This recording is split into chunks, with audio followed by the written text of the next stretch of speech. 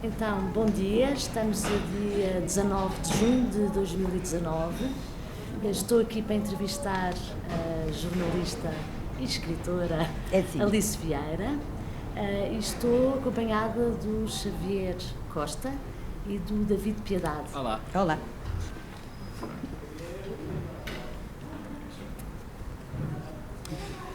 Antes de mais, gostaríamos de conhecer melhor um pouco a Alice Vieira. E como tal, perguntar-lhe onde é que cresceu e como é que foi a sua infância? A minha infância foi muito complicada. Eu tinha tudo para ser uma pessoa horrível, chata, não gostar de ninguém, tudo. Porque eu costumo sempre dizer que ele deve ter sido a rapariga que saiu mais cedo da casa dos pais, porque saiu com 15 dias. De maneira que eu nasci no Almirante Reis e a minha mãe decidiu que não tinha paciência para ter filhos, nem para criar, para ter ainda os tinha, mas para criar. E então, depois ainda tive mais 2 irmãos que tiveram a mesma sorte, então ia dando filhos. Portanto, eu fui para uns tios-avós, depois que morriam eu passava para outros tios não sei o quê, e andei sempre assim muito saltitante. E nunca tive uma relação, por exemplo, com a minha mãe. Tirando os 15 dias, esses 15 dias, eu nunca me lembro de ter dormido uma noite em casa da minha mãe e do meu pai, e nunca.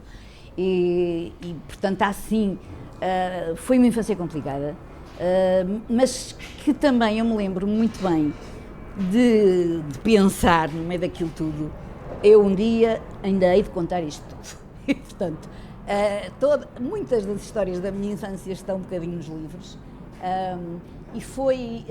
e deu-me força, percebe? Deu-me força para saber para já que se eu quiser alguma coisa sou eu que tenho que fazer por isso, para não estar à espera que as pessoas me ajudem, e para fazer pela vida.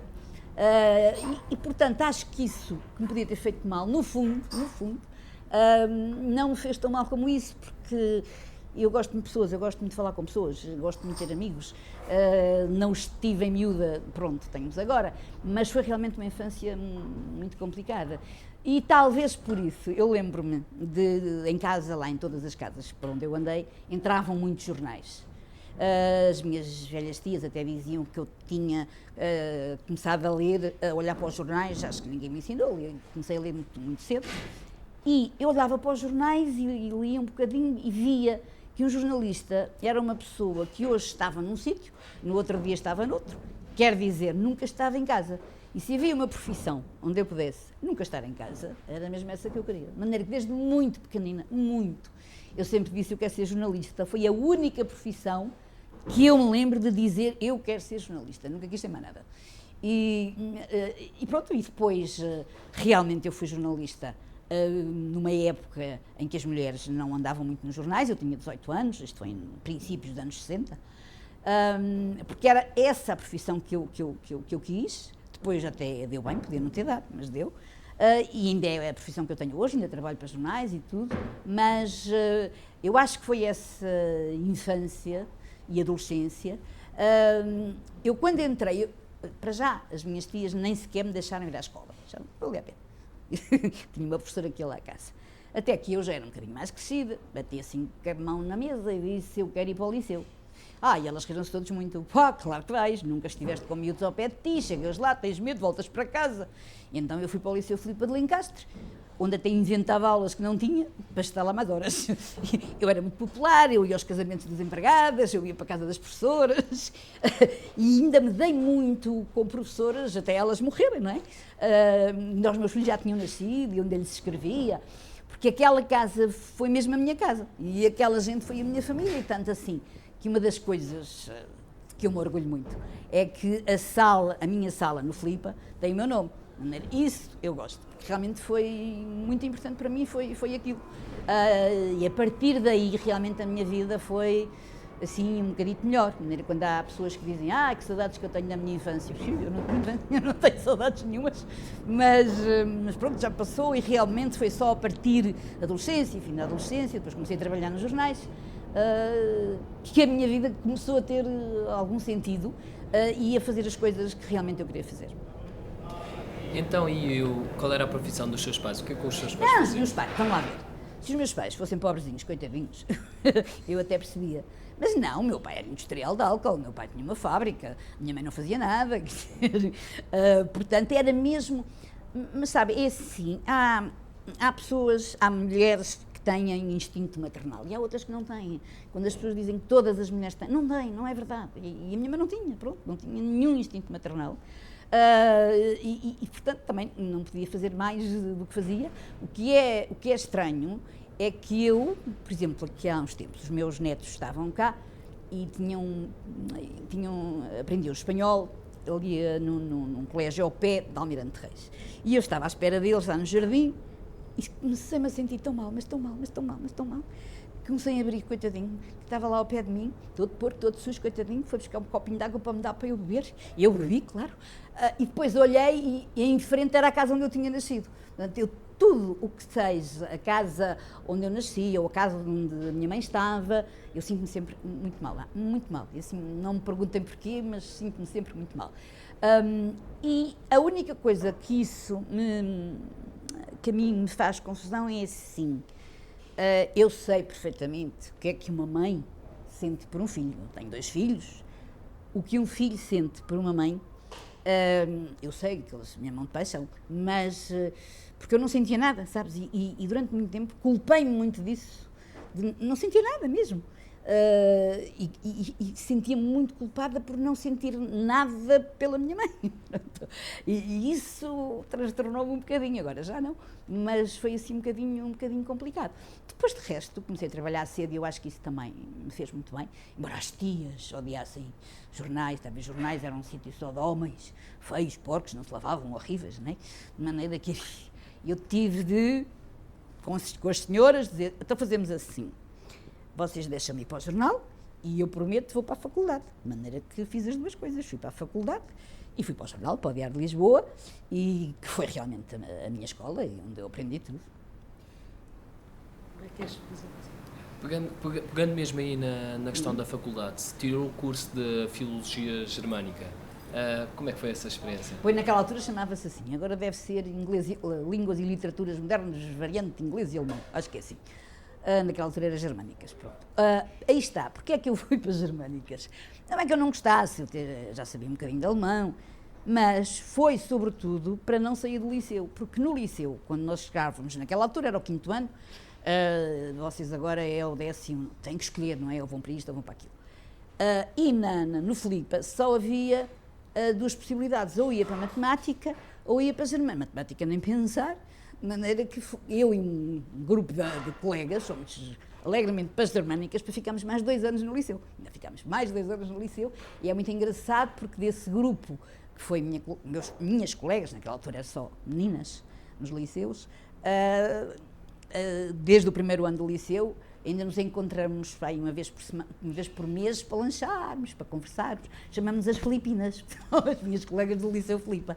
Na faculdade, claro que eu gostei, mas também como não estava lá muito tempo, tinha o trabalho e tudo isso, não me seduziu muito, mas houve uma coisa extremamente importante, eu quando entro logo assim a matar, que foi a crise académica de 62, portanto, apanhou-me logo ali e isso foi assim uma descoberta, e foi difícil, e estávamos a ver que perdíamos todos o ano e os exames, mas foi assim a descoberta da política ali a sério, foi a crise de 62. Então, passado esse período, como referiu, aos 18 anos, entra no mercado de trabalho e no jornalismo. Como é que se deu essa oportunidade e como é que foram as suas experiências? Pois é assim, eu desde muito cedo mandava textos para um suplemento juvenil que havia no Diário de Lisboa. E eu lembro-me que os primeiros textos que eu mandei, que eu achava que eram lindos, respondiam sempre a dizer, olha, faz outra coisa. Ou isto não está bom, isto é mau, não sei o que mais. Mas eu lá fui continuando, até que comecei a escrever uns textos e eles publicaram lá no suplemento, primeiro. E eu, tinha pai 15, 16 anos, feliz que eu estava com aquilo publicado ali, depois continuei a publicar lá coisas, entretanto chamaram-me para eu lá ir e eu fui lá, e perguntaram-me se eu não queria ficar lá a ajudar a fazer o suplemento. Eu disse que sim, E pronto, e foi assim que eu entrei. Mas reparem, isto era num tempo completamente diferente. Nós não estávamos bem num jornal, saíamos e íamos para outro, não havia problema nenhum. Eu lembro, depois eu fiquei no Diário de Lisboa, claro.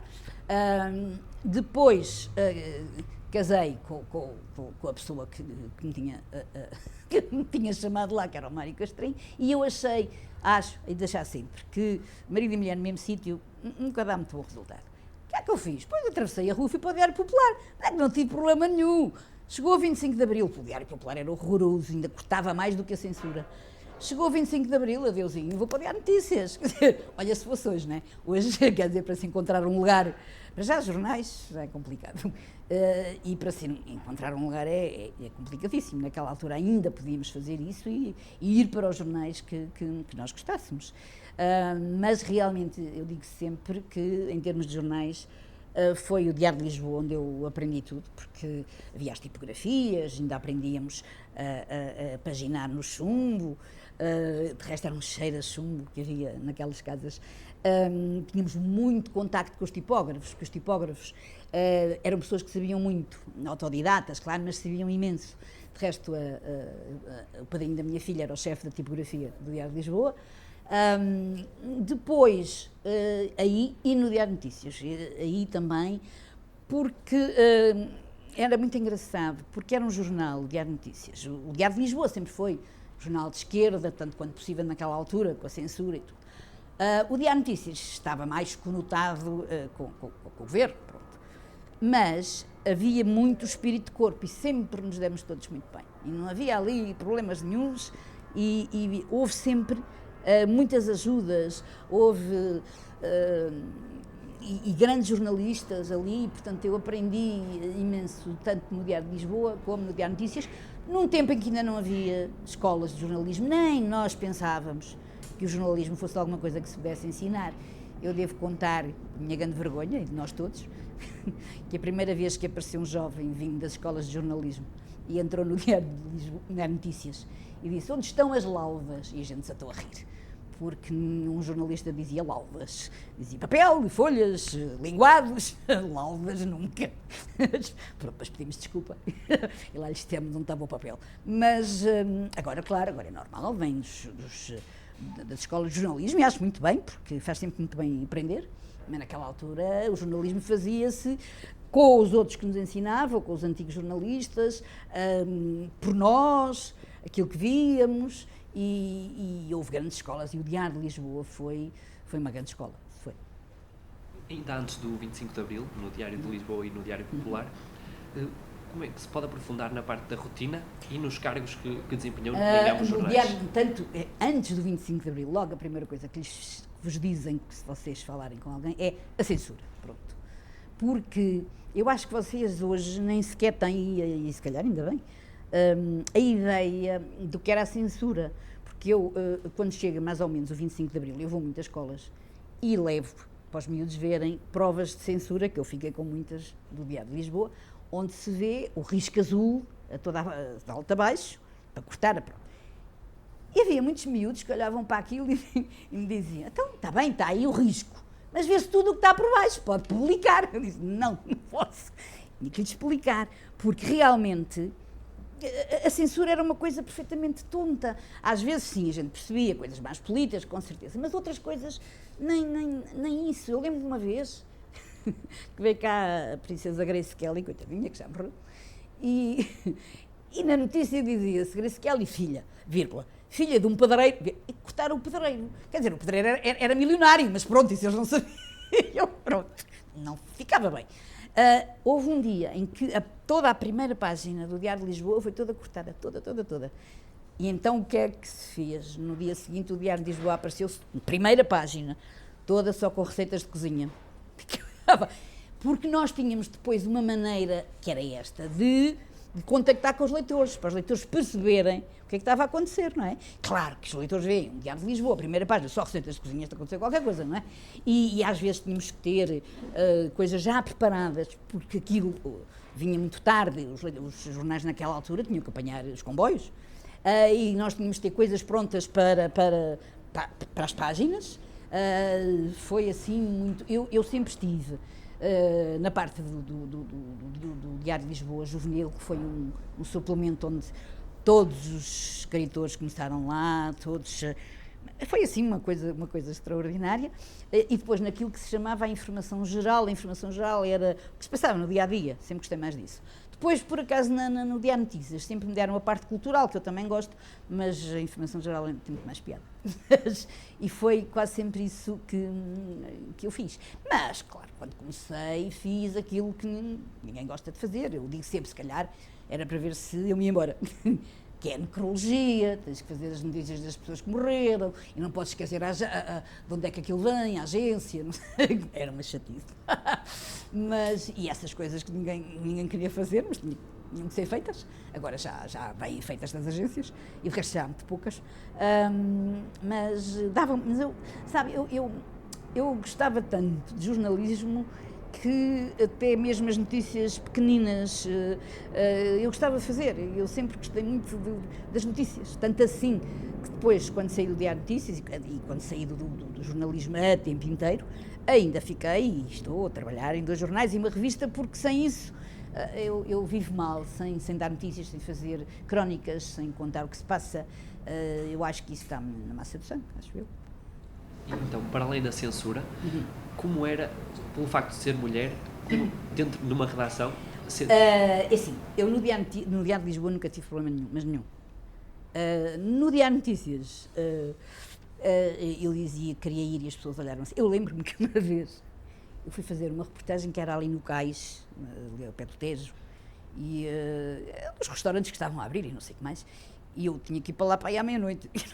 E era toda a gente. E tu vais sozinha à meia-noite, assim? Porquê que não ia vir? Não, ninguém nunca me disse não vás, mas havia coisas que normalmente eram os homens que faziam e nós não fazíamos, mas eu, por acaso, aí tive sempre fiz o que eu quis, mesmo nos jornais, e entrevistava muita gente. Eu tenho amigos que às vezes me dizem: ei, meu Deus, tu conheces toda a gente. Não é o conhecer toda a gente, é que nós, se queríamos entrevistas, se queríamos notícias, tínhamos que ir procurá-las, não tínhamos cá internet, nem tínhamos computadores, nem nada. E, portanto, é evidente que nós estávamos, onde é que estavam as notícias, tínhamos que lá ir. Depois ainda havia, que já não é assim, havia um grande convívio, digamos, entre colegas. Eu lembro uma vez do Fernando Peça, que já era muito velhote nessa altura, de me telefonar a dizer que estava em Lisboa um grande realizador italiano, olha, que morreu agora, que era o Franco Zeffirelli, e perguntava-me: queres vir entrevistá-lo? É para já, e vou. E nem perguntava ao chefe de redação, não. Eu chegava ao jornal e dizia ao chefe de redação: olha, tenho isto para sair hoje, e acabou-se. Isto hoje é muito difícil, tem que ser as linhas todas contadas, e realmente entrevistei meio mundo, isso é verdade. Foi do melhor que o jornalismo me deu, foi entrevistar pessoas, assim, sei lá, tanta gente que me entrevistei. E bem, então, cantores de ópera, porque o meu chefe, coitadinho, adorava a ópera, eu também, mas acho que não falhou ninguém. Tenho ali. E é muito engraçado, porque havia um cantor que vinha cá cantar muito, que era o Alfredo Kraus, que era espanhol. E o Alfredo Kraus, uma das vezes em que o Alfredo Kraus veio cantar ao Coliseu, foi na noite de 24 para 25 de abril de 74. Eu estava lá, maneiro, ele cantou muito bem, nós estávamos cravos para o Alfredo Kraus, e cada vez que eu voltava a falar com ele, ele dizia-me sempre: não esqueça, ponha aí, os primeiros cravos da vossa revolução foram para mim. Ele estava no palco e a gente atirava-lhe cravos, mas pronto, depois vivi o 25 de Abril, que é outra coisa extraordinária. E antes disso vivi o Maio de 68 em Paris, quer dizer, eu andei, onde estavam coisas assim agitadas, eu ia. Então, falando um pouco do Maio de 68, ainda antes de 25 de Abril, como é que foi viver esse período na capital francesa? Foi lindo. Eu cheguei a Paris, foi assim, houve uma altura em que me zanguei com a pátria, zanguei-me com o homem, zanguei-me com toda a gente, e fui para Paris sem saber o que é que ia fazer, sem saber nada, se voltava, se não voltava. Eu lembro perfeitamente que levei uma mala pequenita, só muito pouca coisa, e que meti lá para dentro os passos em volta do Herbert Welder, que é um livro que tinha saído naquela altura, para eu ter contacto com a língua, não é? E lembro-me de estar lá e ler aquilo em voz alta, é assim. Depois cheguei a Paris, isto 67, e fui viver com uma prima minha que estava lá exilada política, que era a Maria Lamas, e eu acho, e digo sempre, que aquilo realmente foi a minha verdadeira universidade, porque ela era uma mulher conhecida internacionalmente pelas suas atividades, e recebia lá nem mundo, recebeu lá, sei lá, as pessoas que eu lá conhecia, o Jorge Amado, Zélia Gattai, Pablo Neruda, o Jorge Semprún, quer dizer, caía tudo ali. Portanto, eu digo, isto foi a minha grande universidade. Depois, um dia, eu estou a sair de casa e vejo uma data de polícia à entrada da Sorbonne, mas o que é isto? Então, foi aí que começou 1,68 m. E eu estava mesmo ao pé da Sorbonne, portanto, aquilo era quase à minha porta. Eu apanhei tanto gás lacrimogéneo que tive que ir ao hospital, nem me sentava. Acho que aquilo era a sério. Eu ainda hoje digo às pessoas, vocês sabem lá o que é uma revolução, nem sabem, porque a gente saía e havia assim a rua com os carros todos incendiados, aquilo era mesmo a sério.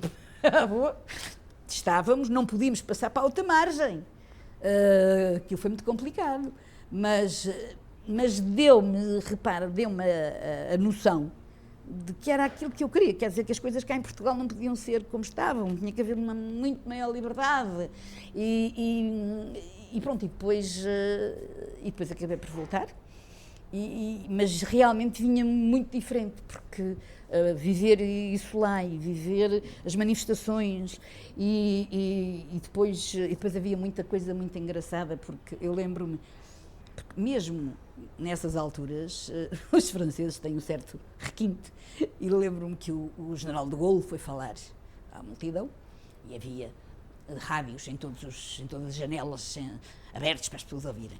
E o general de Gaulle dizia que a liberdade, sim, a liberté, oui, mas la chien-lit, não. E ninguém sabia o que era la chien-lit. De maneira que éramos todos no meio da revolução e ao dicionário e ver o que era aquilo. Até mesmo no meio de uma revolução se usam grandes palavras. Aquilo quer dizer a bagunça, a desordem. Nunca ninguém tinha ouvido aquela palavra. E foi assim das grandes experiências, isso foi. Então, e depois do 25 de Abril, houve muitas alterações nas redações? O 25 de Abril. Pronto, o 25 de Abril também estava cá, não se prova. E é muito engraçado, porque eu não tenho nenhuma ideia. Para mim, o dia 25 de Abril acabou no dia 1º de Maio. Eu não tenho ideia de ir a casa, de ir da casa, vim da casa, nada. Começou aqui e só acabou no 1º de Maio. Porque a gente ia para o jornal, saía do jornal, ia ver o que é que estava a passar aqui, o que é que estava a passar acolá. Foi assim uma coisa mesmo extraordinária. Depois, o que é que aconteceu? Para já, acabou a censura. Foi uma coisa extraordinária. Pois foi, mas nós já estávamos um bocadinho formatados, como diríamos hoje, para escrever com a censura, portanto, com muitas metáforas, pessoas de quem não podíamos falar, e poder falar de tudo. E como foi muito complicado, foi muito difícil Eu lembro-me de estar a escrever uma notícia qualquer e parar e dizer assim, mas para que é que eu estou a dizer isto desta maneira? Quer dizer, eu posso dizer isto de uma maneira normal? Quer dizer, porque era muito, e foi complicado habituar-nos a escrever normalmente e a falar de todas as pessoas, porque havia muita gente que ninguém falava, escritores e tudo, que ninguém falava nos jornais e de repente podia-se falar em todas as pessoas. Demorou um bocadinho, mas claro, mas foi assim uma abertura e pronto, e de repente tínhamos ali o país inteiro e a gente podia falar de tudo o que queria e foi claro que foi assim a grande revolução para nós cá em Portugal e por isso é que eu me esforço muito por falar disso aos miúdos, porque eles hoje já não sabem muito bem. Eu fico sempre muito ofendida, depois os professores de História dizem que dão muito pouca História agora, enfim. Mas eu esforço-me sempre muito por isso, para saberem o que é que foi, como é que foi, o que é que se fez, quem é que participou nisto, e o capitão, e foi uma grande época, isso foi. E agora recuando diretamente ao período dos jornais, como é que ocorreu a passagem do Diário Popular para o Diário de Notícias? Foi muito boa, porque como eu digo, no Diário Popular, no Diário Popular, o nosso chefe de redação, que era o Fernando Teixeira, cortava tudo. Eu acho que os censores já não tinham nada para cortar, porque eles cortavam tudo. No dia 25 de Abril, eu entro para aquela escada acima do Diário Popular e disse ao Fernando Teixeira, se o senhor hoje me corta, nem que seja uma vírgula, eu nunca mais ponho aqui os pés. Ele olhou assim para mim e disse, minha senhora, nesta casa nada mudou. Passado umas horas estava fora, não é? Tinha sido saneado, já lá estava outro. Mas eles ainda tinham aquela ideia de que as coisas não iam mudar. E como eu digo, foi... Repara, eu entrei para o Diário Notícias depois da Revolução, portanto, também isso também já ajudou, não é? Porque já podia falar das coisas e, como eu disse, e até eu sair, eu estive 20 e tal anos no Diário Notícias, e até eu sair,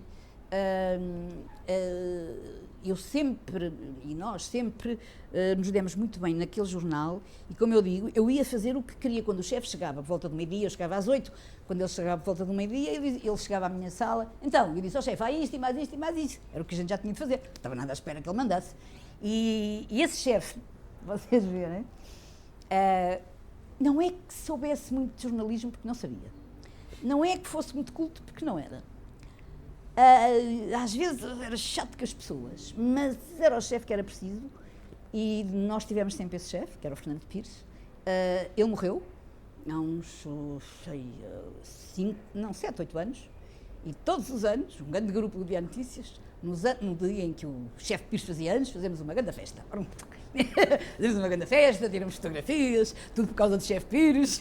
Não há muitos chefes que consigam isso, mas porque era o que era preciso. Ele sabia dirigir um jornal.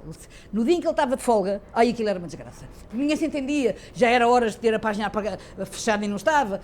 Com ele, aquilo era direitinho, de maneira que tenho muito boas recordações do Diário Notícias.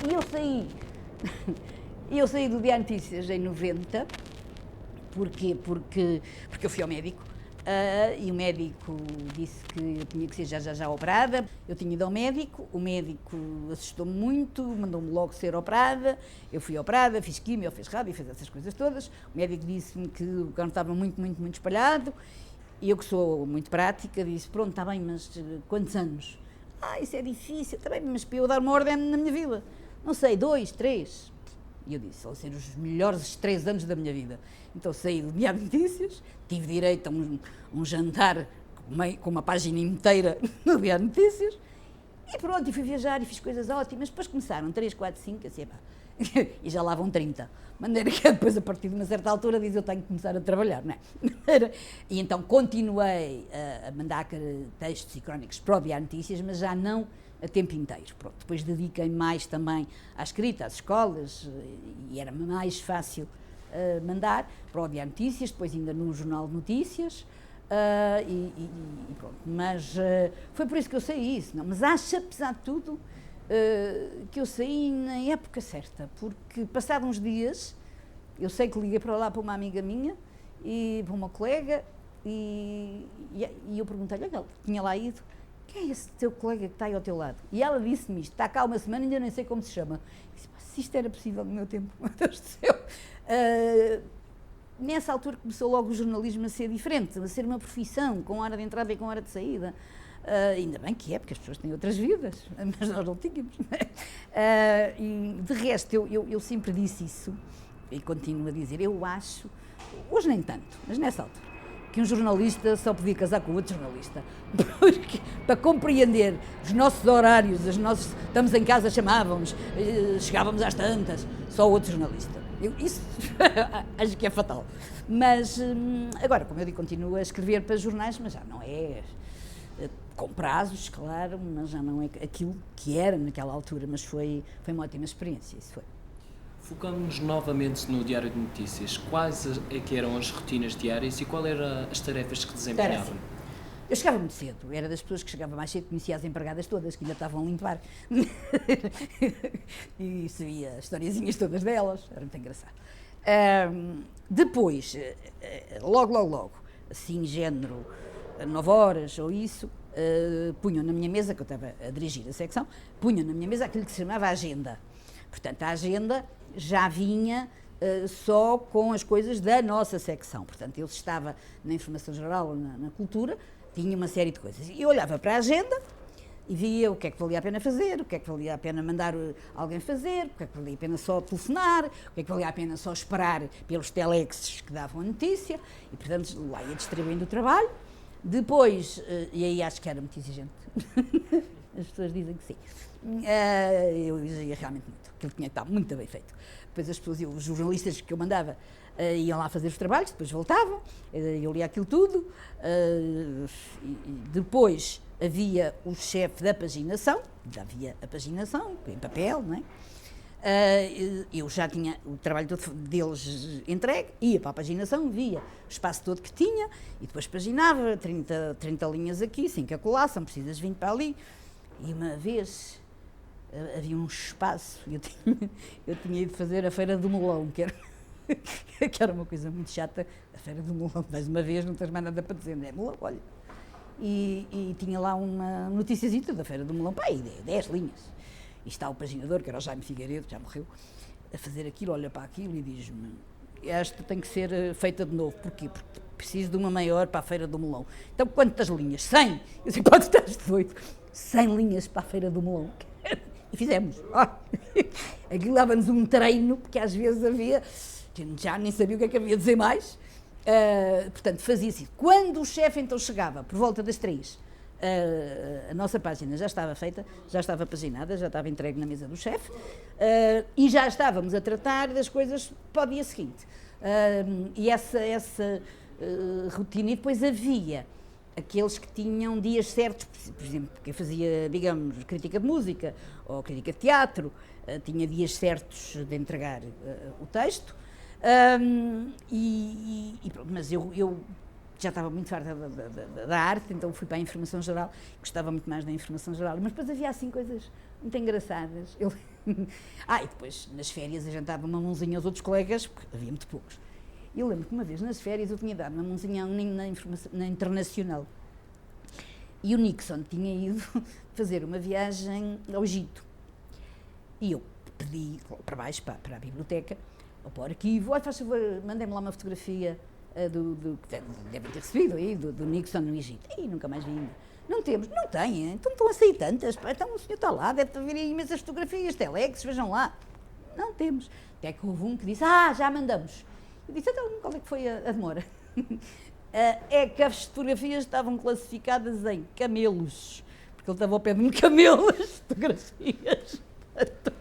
Não encontrava o Nixon, só encontrava os cabelos. Mas era muito engraçado. Agora, neste momento, se quer que lhes diga, tenho muito receio do que é que aconteceu ao arquivo do Diário de Notícias. Para o arquivo do Diário de Notícias era uma coisa extraordinária, não há nada como aquilo.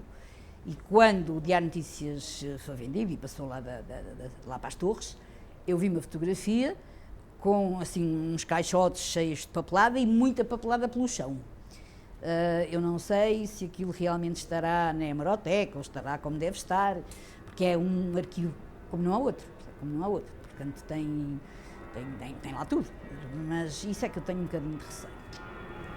E a Alice trabalhava muitas horas ou no Eu trabalhava, quer dizer, vamos lá ver, trabalhávamos 6 horas, não era? Que era o que entrávamos ao molho, saíamos às 6, mas nunca ninguém saía àquela hora, quer dizer, a não ser uma colega.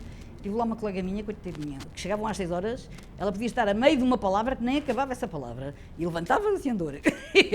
Agora, nós trabalhávamos até muito tarde, porque havia coisas para fazer, havia entrevistas para fazer e a gente não sabia quanto tempo é que aquilo ia demorar, não podia deixar para o dia seguinte, aquilo era um jornal diário, e portanto eu sempre trabalhei muitas horas. Havia uma coisa boa, que eu morava perto do jornal e, portanto, ia a pé para o jornal e vinha a pé para casa e isso era bom, a gente já ouvia tanta coisa na rua quando chegava ao jornal e era muito engraçado. A partir de 1975 coordenou a secção de Arte, Cultura e Espetáculos no Diário de Notícias. Que mudanças sentiu a nível cultural e artístico em Portugal? Não, eu quando digo que não gostava muito de cultura, de espetáculo, é porque era muito restrita, quer dizer, eram os espetáculos, eram os teatros, entrevistávamos os atores, entrevistávamos os encenadores, íamos ver as peças. Não havia muito mais que isso, ao passo que a informação geral dava para tudo, e portanto era isso que eu gostava. Agora, aquilo que eu noto é que nós realmente dávamos muita importância à cultura que não se dá hoje. Que não se dá hoje porque os jornais não têm espaço. Eu lembro uma vez de fazer uma reportagem, várias reportagens que eu adorei fazer. Uma era como se faz uma peça, outra era como se faz uma ópera, e então eu ia seguir por exemplo, na peça de teatro, eu ia seguir os ensaios da peça durante vários dias e depois escrevia até a peça ficar pronta, como é que tinha passado. E a música a mesma coisa, e as óperas a mesma coisa, e eu gostava imenso. Hoje ninguém faz isso, quer dizer, hoje não há espaço para nada. A cultura hoje está um bocadinho afastada. Olha, aqui há tempos, aí um italiano, que se vocês nunca ouviram, têm de ouvir, que se chama Mariano Deida. E Mariano Deida é um especialista em Fernando Pessoa, e canta Fernando Pessoa. Ele agora até costuma estar mais no Algarve, anda por cá. E uma vez ia ser assinado um protocolo na Casa Fernando Pessoa, com a Câmara, ou não sei o quê. Eu lembro que era o António Costa, que ia lá. E o Mariano Deida foi lá cantar. Fez um espetáculo lindíssimo numa das salas da Casa Fernando Pessoa, mas foi assim uma coisa linda. Aí uma colega minha, que estava no jornal, que estava no Correio da Manhã e tal, fez tudo. No dia seguinte, as notícias nos jornais, o que é que diziam? Diziam que o António Costa tinha ido à Casa Fernando Pessoa assinar o protocolo, não sei o quê. Nada! Parecia que não tinha havido mais nada. E realmente aquilo foi um recital lindo, e o Mariano Deida já tinha recitado, já tinha cantado no Teatro Nacional, e tudo, não era sequer assim, um desconhecido naquela altura.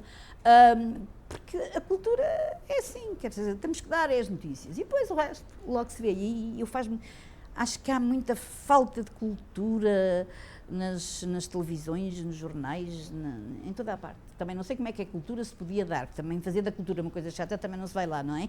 Portanto, mas há muitas maneiras de se poder falar das coisas, e eu acho que é uma das coisas que está um bocadinho afastada, e são sempre aquelas coisas das políticas, que também são precisas, evidentemente, mas a cultura, eu penso que agora não está a dar o peso que devia. Repare, a Feira do Livro esteve aberta de fins de maio até 16 de junho. Apareceu uma vez, no último dia, apareceu a TVI, e no outro dia apareceu assim. Agora, jornalistas irem lá e falar, está bem, todas as vezes acontece aquilo, é verdade. Mas há sempre coisas novas para dizer, portanto, eu acho que se devia-se insistir um bocadinho mais na cultura, porque é a cultura que é importante, não é? Eu lembro não, não era nascida, mas era pequenina, mas quando foi da Segunda Guerra, acho que disseram ao Churchill que tinha que ser, para o esforço de guerra continuar, tinha que se cortar muito na parte cultural. E o Churchill respondeu: mas se cortamos na cultura, então para quem é que estamos a lutar? Porque é isso, é aquilo que é o que nos define, é o que nos distingue dos outros, e eu acho que se devia insistir muito mais nisso. No rescaldo do episódio dos saneamentos políticos de 24 jornalistas no Diário de Notícias, que ocorreu por volta de agosto de 1975, qual era o ambiente que se vivia na sua chegada? Como é que foi recebida? É assim, vamos lá ver, as revoluções são revoluções, não é? E portanto há sempre aquelas coisas que se fazem, revolucionárias, que passados uns tempos se calhar não iriam fazer-se, e depois houve os saneamentos, e depois saíram muitos, saíram a mal, que ninguém gosta de ser despedido, depois muitos voltaram, é verdade, e foi um período mau. Eu acho que foi um período mau do Diário de Notícias, foi esse, porque a gente nem percebia porque é que as pessoas tinham sido saneadas, que é que, no fundo, então, nesse caso, fechava-se o jornal, porque o jornal era todo mais ou menos do governo, então, se fosse assim, fechava-se tudo, não? Mas depois puseram diretores que não sabiam nada daquilo. Depois foi uma época muito conturbada, e eu dei-me um bocadinho mal com isso. Depois já gostei um bocadinho mais quando voltaram alguns, que regressaram, e as coisas acalmaram.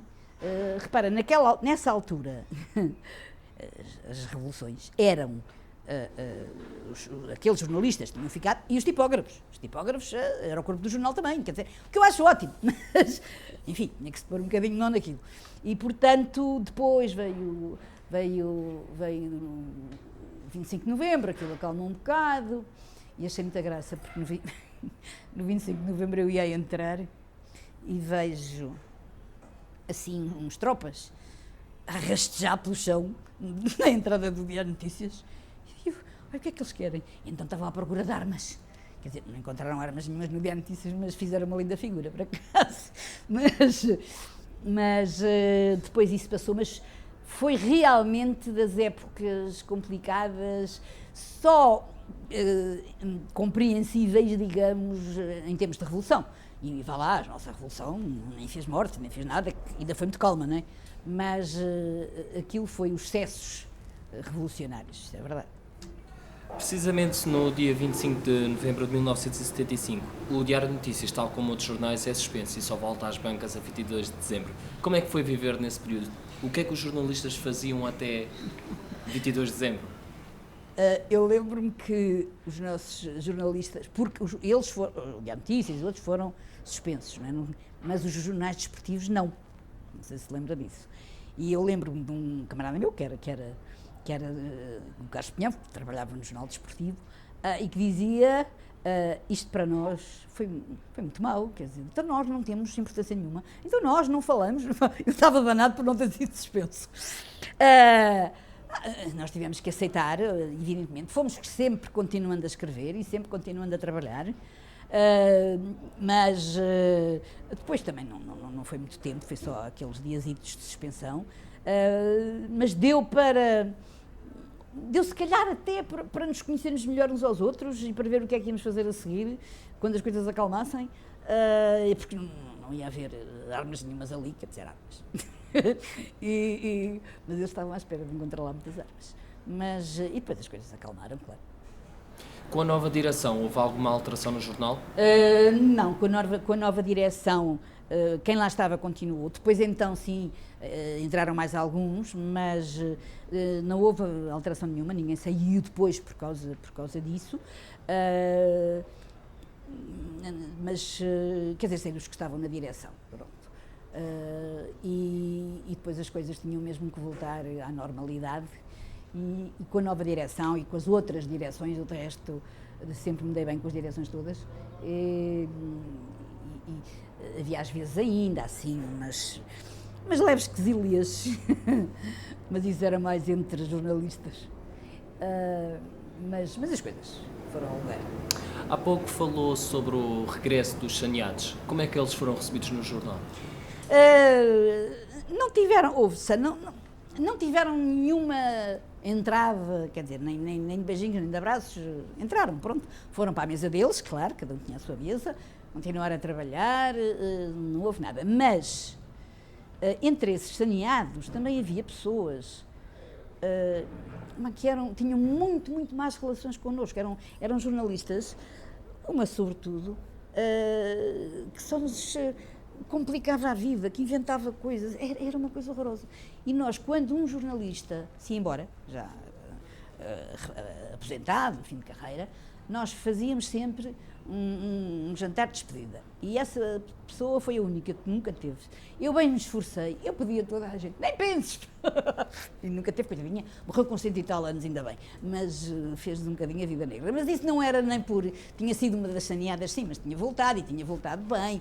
Nós não fizemos nada, nem a favor nem contra os saneados que voltaram, porque houve muitos que não quiseram e não voltaram. Mas aqueles que voltaram bem, claro. E depois ainda houve, depois foi outra vaga, ainda houve depois aqueles jornalistas, muitos, que tinham vindo da África, portanto tinham vindo das colónias e eram jornalistas, e nós no Diário de Notícias tínhamos alguns, mas também sempre nos demos muito bem com eles e eles connosco, nunca houve problema nenhum.